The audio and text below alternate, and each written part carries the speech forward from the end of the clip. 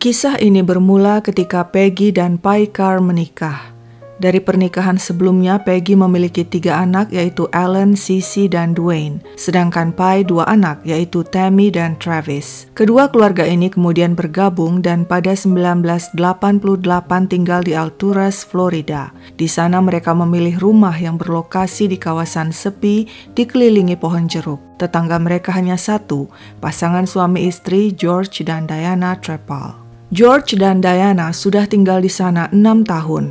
Keduanya tidak punya anak dan sudah terbiasa dengan suasana sepi dan tenang. Sedangkan keluarga Peggy dan Pye Carr besar. Ada 4 anak yang tinggal bersama mereka. Sedangkan seorang anak Peggy yaitu Cissy sudah mandiri dan memiliki tempat tinggal sendiri. George dan Diana Trepal menyambut kedatangan tetangga baru dengan baik. Sebenarnya kedua keluarga itu sangat berbeda. Suasana rumah pasangan Trepal selalu hening, sedangkan keluarga Carr yang berjumlah 6 orang selalu riuh. Ada saja kegiatan yang mereka lakukan baik di dalam rumah maupun di luar rumah. Anjing mereka kerap menggonggong. Anak laki-laki mereka suka mengutak-atik mobil di depan rumah, juga kerap mondar-mandir naik sepeda motor trail. Suara riuh mengganggu pasangan George dan Diana yang terbiasa dengan lingkungan tenang dan hening.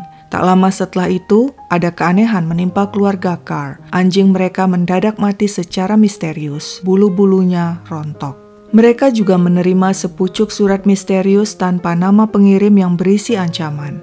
Kau dan seluruh orang yang kau sebut keluarga hanya punya waktu 2 minggu untuk keluar dari Florida selamanya. Jika tidak, kalian semua akan mati. Ini bukan lelucon. Meski Peggy dan Pye menganggap surat itu prank dari orang iseng, mereka tetap mengingatkan anak-anak mereka agar berhati-hati. Setelah itu kehidupan berjalan normal. Pasangan George dan Diana juga tampak baik dan ramah pada keluarga Carr. George tidak pernah lupa menyapa dan melambai setiap melewati rumah mereka. Tapi keributan mulai terjadi ketika Pye melakukan renovasi rumah. Pengerjaan renovasi itu ribut, bunyi gergaji mesin, martil, dan bor silih berganti. George yang kesal mendatangi Pye dan menegur pekerjaan renovasi itu. Istriku tidak bisa tidur mendengar keributan yang kau bikin, protesnya. Tapi Pye tidak terlalu peduli pada teguran itu. Menurutnya, hak dia untuk melakukan renovasi. Geram dengan ulah Pye, George segera melapor ke Dewan Kota. Dia mengatakan keluarga Carr melakukan renovasi sembarangan dan tidak sesuai aturan. Ketika petugas kota datang memeriksa kegiatan renovasi di rumah keluarga Carr, mereka menemukan benar telah terjadi pelanggaran renovasi. Petugas pun memerintahkan agar renovasi dihentikan. George dan Diana Trepal puas, mereka kini bisa kembali menikmati ketenangan. Sebaliknya, ketenangan sepertinya tidak pernah ada di rumah tetangga mereka. Pernikahan Peggy dan Pye yang baru seumur jagung ternyata dilanda cekcok. Hampir setiap hari keduanya bertengkar. Anak-anak jadi gerah, mereka memilih menghabiskan waktu di halaman rumah sambil memasang tape dengan volume keras. Tentu saja pasangan George dan Diana naik pitam. Diana mendatangi anak-anak itu dan melabrak mereka. Mendengar keributan, sang ibu Peggy keluar dari rumah dan menghadapi Diana. Dia membela anak-anaknya dan mengatakan harap maklum, mereka remaja. Tampaknya hidup Peggy memang kacau. Hubungannya dengan suaminya panas, saban hari bertengkar, hubungan dengan tetangga juga tidak harmonis. Lambat laun, sepertinya hal itu mempengaruhi kesehatannya. Dia seringkali merasa tidak fit, seperti flu. Cepat capek, lemas, dan sakit perut. Hingga suatu hari di bulan Oktober 1988 saat bekerja sebagai pelayan di sebuah restoran, dia merasa dadanya sakit. Apa dia terkena serangan jantung? Karena merasa tidak kuat, Peggy minta izin pulang. Tapi di rumah sakitnya tidak membaik, malah semakin parah. Suaminya Pye segera membawanya ke Bartow Memorial Hospital. Saat dirawat inap, Peggy mengeluh kepada dokter seluruh tubuhnya seperti terbakar dan nyeri seperti ditusuk-tusuk jarum. Tim dokter yang memeriksa kondisi Peggy kebingungan. Salah seorang dokter mengatakan mungkin kondisi yang dialaminya adalah psikosomatik atau gangguan fisik akibat stres. Syukurlah kondisinya kemudian berangsur membaik hingga 3 hari kemudian Peggy akhirnya diperbolehkan pulang. Tapi beberapa hari setelah keluar dari rumah sakit, Peggy kembali sakit. Anehnya, sang suami Pai enggan membawanya ke rumah sakit dan malah meminta bantuan Carolyn, saudara perempuannya yang juga perawat, untuk merawat Peggy di rumah. Carolyn terus-menerus memberi Peggy minuman Coca-Cola, alasannya supaya Peggy tidak dehidrasi. Sisi, anak Peggy yang datang menjenguk ibunya, protes pada Pai. Ibu seharusnya dirawat di rumah sakit oleh dokter dan bukannya dirawat di rumah. Peggy pucat, sangat lemah hingga tidak bisa berjalan. Rambutnya bahkan mulai rontok. Melihat kondisi istrinya semakin parah, Pai akhirnya membawanya ke Winter Haven Hospital. Dokter sempat menyangka Peggy terserang virus. Tapi setelah dilakukan tes menyeluruh, 2 orang dokter senior langsung turun tangan, yakni Dr. Richard Hostler, ahli syaraf, dan Dr. Robert Van Hook, ahli penyakit menular. Keduanya menganalisa gejala yang dialami Peggy. Dr. Richard curiga Peggy keracunan. Ketika urinnya diperiksa, terbukti kecurigaan sang dokter benar. Peggy keracunan talium nitrat. Talium adalah zat kimia yang termasuk dalam golongan aluminium yang bisa mengakibatkan syaraf dan otot melemah dan berhenti berfungsi. Di Amerika pada tahun 50 hingga 60-an, talium sempat digunakan untuk membunuh hewan-hewan pengganggu seperti kecoak dan tikus. Tapi karena sifatnya yang sangat beracun, pemakaiannya kemudian dilarang. Tim dokter heran bagaimana zat kimia itu bisa masuk ke tubuh Peggy. Yang lebih mengejutkan, tak lama kemudian Dwayne, anak Peggy, dan Travis, anak Pai, juga sakit. Gejalanya sama dengan Peggy. Kondisi keduanya cukup parah hingga harus dirawat di rumah sakit. Saat kedua anak itu dites, mereka juga keracunan talium. Dokter kemudian menyampaikan kepada Pai kondisi anak istrinya. Sepertinya ada yang berusaha meracuni keluargamu, kata dokter. Pai kebingungan. Tidak mungkin ada orang yang begitu membenci kami sampai-sampai ingin meracuni kami sekeluarga, katanya. Sesuai prosedur di Amerika, jika pasien mengalami keracunan yang mencurigakan, maka rumah sakit harus segera melaporkannya kepada polisi. Sementara itu kondisi Peggy memburuk. Dia koma beberapa bulan. Dokter mengatakan tidak ada lagi harapan bagi kesembuhan Peggy. Keluarga pun akhirnya memutuskan mencabut selang penopang hidup Peggy. Setelah 5 bulan menderita, Peggy dinyatakan meninggal dunia pada Maret 1989 di usia 41 tahun. Sementara itu kedua anak, Dwayne dan Travis, berangsur sembuh. Detektif Ernie Mincy pun turun tangan menginvestigasi kasus itu. Sang detektif bertanya-tanya dari mana talium itu berasal. Zat kimia itu sudah lama dilarang peredarannya. Pertama yang dilakukan polisi adalah memeriksa sumber air minum keluarga Carr. Mungkin saja terkontaminasi. Talium tidak berbau dan tidak berwarna tapi sangat mematikan. Hasil pemeriksaan menunjukkan sumber air minum tidak terkontaminasi. Investigasi pun berlanjut. Sesuai dengan SOP atau Standar Operasional Prosedur, yang pertama ditanyai adalah keluarga, terutama Pai, sang suami. Detektif Ernie memperoleh informasi hubungan Pai dan Peggy tidak harmonis. Anak-anak juga mencurigai Pai, bahkan Sissy mencurigai Carolyn, saudara perempuan Pai, telah meracuni ibunya. Detektif Ernie juga mencurigai Pai karena beberapa alasan. Selain pernikahannya dengan Peggy bermasalah, Peggy juga punya asuransi kematian yang cukup besar. Selain itu, Ernie bekerja di pertambangan yang tentunya berhubungan dengan beberapa jenis zat kimia. Tapi yang mengganjal, mungkinkah Pai tega meracuni Travis, anak kesayangannya? Hasil tes kemudian juga menunjukkan di tubuh Pai ditemukan talium dalam dosis rendah sehingga tak terlalu berpengaruh pada kesehatannya. Apakah mungkin Pai ikut meracuni dirinya agar tidak dicurigai? Lagi-lagi detektif Ernie merasa hal itu tidak mungkin.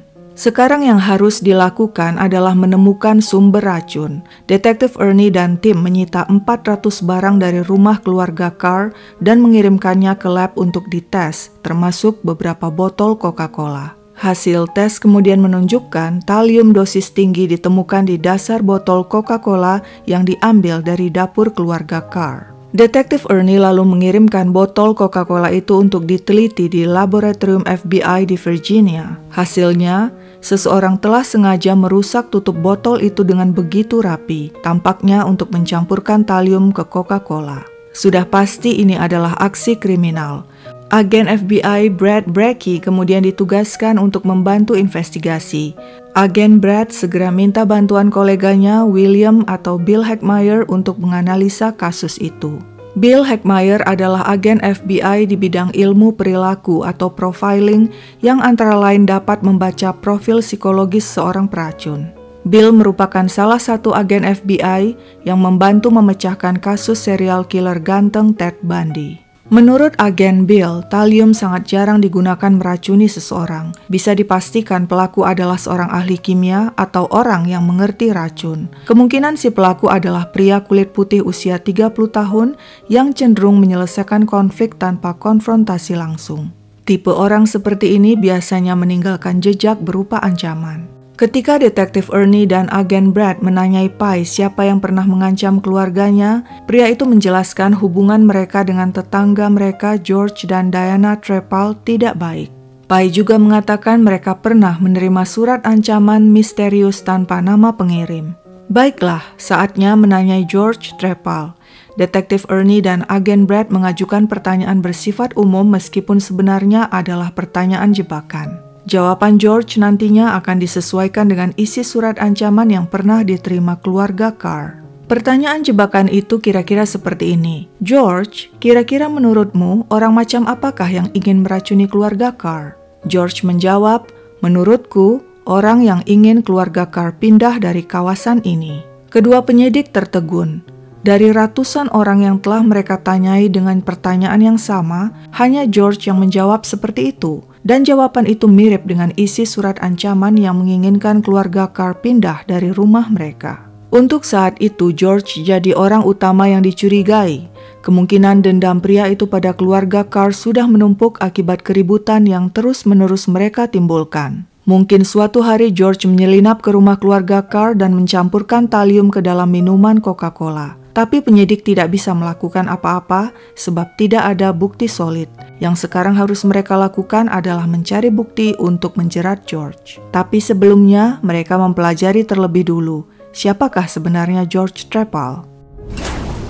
George lahir tahun 1949 dan merupakan anak tunggal seorang polisi. Dia lulusan University of South Carolina tahun 1972 di bidang psikologi. Pria itu pernah ditangkap tahun 1975 di Charlotte, South Carolina karena memiliki lab untuk membuat narkoba. Salah satu bahannya adalah talium. Dia mendekam di penjara federal selama 3 tahun.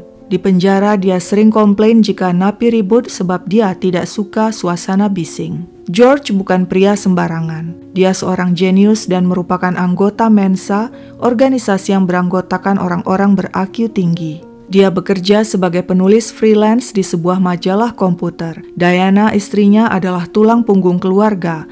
Sebagai ahli bedah ortopedi, Diana jenius dan juga anggota Mensa. Pasangan jenius itu punya hobi yang sama. Mereka menggemari novel-novel misteri dan kriminal dan punya koleksi ribuan buku. Salah satu penulis favorit mereka adalah Agatha Christie. Setiap akhir pekan mereka mengadakan acara khusus memecahkan misteri pembunuhan. George dan Diana akan merancang sebuah kasus kriminal dan hadirin diminta menebak pelakunya. Selain dihadiri oleh teman-teman mereka di Mensa, acara itu juga dihadiri peminat lainnya yang mengetahuinya lewat iklan di surat kabar lokal yang dipasang oleh George. Untuk menjerat George sebagai pelaku, Detektif Ernie dan agen Brad kemudian minta bantuan Susan Gorek, seorang agen di kantor sheriff. Tugas Susan adalah mengintai kegiatan George Trepal. Kegiatan mengintai adalah tugas menyebalkan bagi sebagian polisi, menunggu dan mengintai berjam-jam di mobil, mengorek-ngorek tempat sampah untuk mencari bukti, berhari-hari, berminggu-minggu, kadang tanpa hasil apapun. Kesabaran ekstra sangat diperlukan. Demikian pula ketajaman mata dan pikiran untuk bisa menerjemahkan setiap gerak-gerik orang yang diintai. Dan demikianlah yang dilakukan agen Susan. Dia mengintai George. Dia juga mengais tempat sampah di rumahnya untuk mencari bukti. Tapi hasilnya nihil. Karena hasil tidak memuaskan, Susan diminta melakukan penyamaran. Karena tahu George dan istrinya selalu mengadakan acara memecahkan misteri pembunuhan setiap minggu, Susan pun menghubungi George. Susan mengaku bernama Sherry Gwynn dan baru saja pindah di kota itu. Dia ingin mencari teman dan kegiatan dengan tantangan intelektual, lalu menemukan iklan pemecahan misteri yang dipasang George di koran lokal dan tertarik untuk bergabung. George menerimanya dan mengundang Susan alias Sherry untuk datang ke acara yang diadakan di Hotel Winter Haven Holiday Inn. Pada 14 April 89, dalam acara itu, Susan pertama kali bertemu langsung dengan George Trepal, seorang pria bertubuh kecil, tampak gugup, canggung, dan tidak suka menatap mata lawan bicaranya. Susan berakting sedemikian rupa agar George menyukai dan merasa nyaman mengobrol dengannya. Ini penting, karena Susan ingin mengorek sebanyak mungkin informasi dari pria itu. Dalam penyamarannya, Susan juga mulai pura-pura curhat kepada George tentang hubungannya dengan suaminya yang tidak harmonis. Menurut Susan, sang suami adalah pria keras dan sulit, dan kini mereka dalam proses bercerai. Akting Susan berhasil. George tampaknya menyukainya dan bahkan mengundangnya ke rumah untuk berkenalan dengan sang istri Diana. Setiap berkunjung ke rumah George, Susan tidak menyia-nyiakan kesempatan mengamati sekeliling. Suatu hari dia melihat ada novel misteri karya Agatha Christie di atas meja berjudul The Pale Horse, si kuda pucat. Susan tahu, dalam novel itu si korban dibunuh dengan cara diracun dengan talium. Di kesempatan lain saat mereka piknik, George dengan santai menyarankan kepada Susan untuk memeras suaminya guna mendapatkan yang diinginkannya dalam proses perceraian mereka. Di lain waktu, George juga pernah menawarkan jasa untuk membereskan suami Susan. Dengan nada bercanda, George berkata, "Bisa loh mengirim buket bunga beracun kepada seseorang." Tapi pernyataan-pernyataan George itu belum bisa dijadikan bukti solid. Padahal tujuan utama Susan adalah mendapatkan bukti kuat agar polisi bisa mengajukan surat perintah penggeledahan dari hakim. Tanpa bukti kuat, hakim tidak akan mau memberikan surat perintah penggeledahan. Disinilah polisi dan FBI harus bekerja keras memutar otak untuk menemukan bukti agar kasus terus bergulir. Jika tidak, bisa-bisa kasus macet dan berakhir menjadi cold case alias kasus dingin. Waktu terus berjalan. Sudah lewat 8 bulan sejak kejadian. Susan mulai frustrasi sebab bukti tidak kunjung didapat. Sementara itu rumah tangganya kocar-kacir.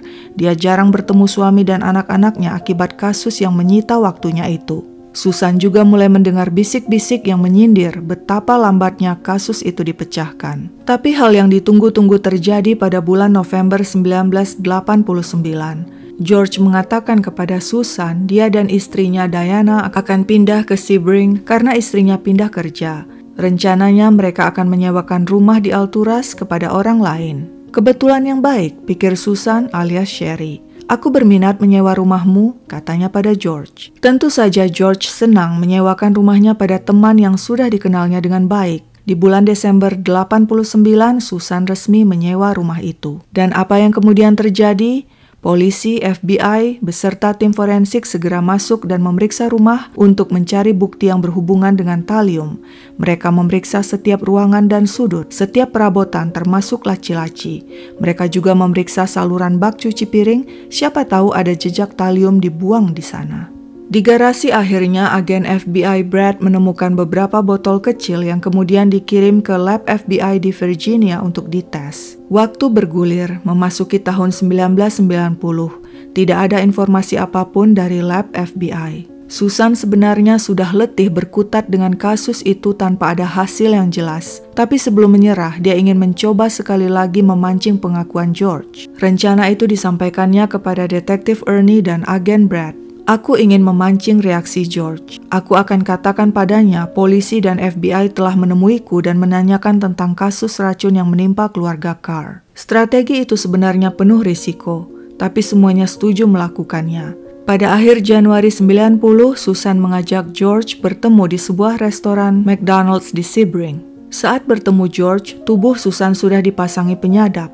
Detektif dan agen FBI menunggu di sebuah van yang berada di parkiran dengan peralatan lengkap untuk mendengar pembicaraan Susan dan George. Susan sengaja mengajak George duduk di kursi luar. Lalu wanita itu mulai berakting dan dengan gaya gelisah dia mengatakan 2 orang detektif mendatangi rumah George yang disewanya dan menanyainya tentang kasus keracunan keluarga Carr. "Oh ya, tetanggaku memang keracunan," kata George tenang menanggapi omongan Susan. Ketika Susan menunjukkan kartu nama detektif Ernie dan agen Brad, mendadak sikap George berubah. Tiba-tiba dia mengancam Susan agar jangan mengatakan apapun kepada aparat. Pria itu lalu berkata, "Mudah-mudahan aku bukan tersangka. Bisa-bisa semua jadi kacau. Tak lama setelah pertemuan dengan George itu, Susan menerima kabar dari lab FBI. Ditemukan talium nitrat di botol-botol yang diambil dari garasi George. Akhirnya bukti solid ditemukan. Polisi pun berhasil memperoleh surat perintah penggeledahan rumah George yang berada di Sebring. Pada 7 April 90, polisi dan FBI mendatangi rumah pasangan Trepal di Sebring. Saat mereka mengetuk pintu, Diana yang membukanya. Mereka menunjukkan surat penggeledahan. Diana protes dan berusaha menghalangi mereka masuk. George yang kemudian muncul dari kamar terkejut melihat kehadiran polisi dan FBI. Hasil penggeledahan, polisi dan FBI menemukan buku manual polisi yang berjudul Kematian Akibat Racun dan buku lainnya yang berjudul Deteksi Racun pada Tubuh Manusia. Mereka juga menemukan sebuah ruang rahasia di balik dinding. Ruangan itu tertutup dan tidak berjendela serta kedap suara. Entah untuk apa kamar menyeramkan itu disiapkan oleh George. Pada Januari 91 sidang digelar. George Trepal didakwa telah meracuni keluarga Carr yang berakhir dengan kematian Peggy. George menyatakan diri tidak bersalah. Tim pembela George mengatakan semua bukti lemah dan bersifat circumstantial atau tidak langsung. Circumstantial evidence adalah alat bukti yang pembuktiannya tidak diajukan secara fisik melainkan diperoleh dengan menyimpulkan saja.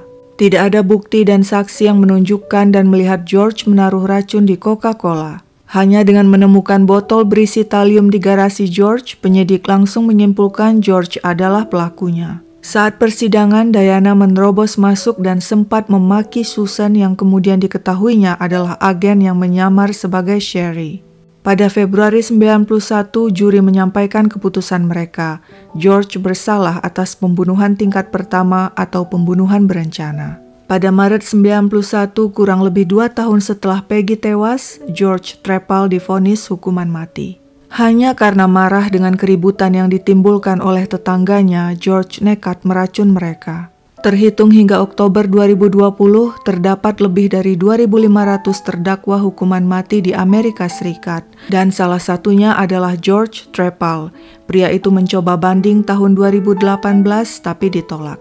Bicara soal tetangga, apakah kalian punya pengalaman buruk dengan tetangga seperti yang dialami keluarga Carr? Share pengalaman kalian di bawah. Sekian dulu ceritaku, sampai jumpa kapan-kapan.